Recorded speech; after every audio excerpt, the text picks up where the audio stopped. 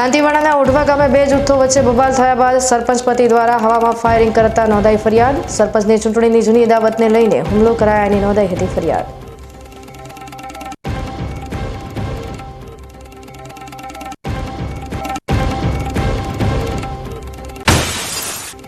ભાભર તાલુકાના આબાડા ગામે દબાણો દૂર કરવા બાબતે પૂર્વ સરપંચ સહિત સરપંચના પરિવારો વચ્ચે ખેલાયું ધીંગાણું। બંને પક્ષના 10 થી વધારે લોકોને થઈ નાની મોટી ઈજાઓ।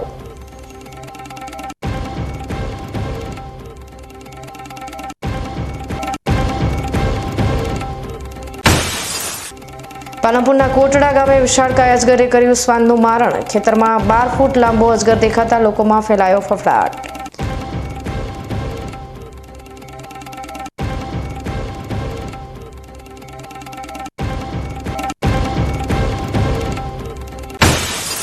અને ઉપરવાસમાં ભારે વરસાદને પગલે મુક્તેશ્વર ડેમમાં આવ્યા નવા નીર। તંત્રએ સતર્ક રહેવા આપી સૂચના।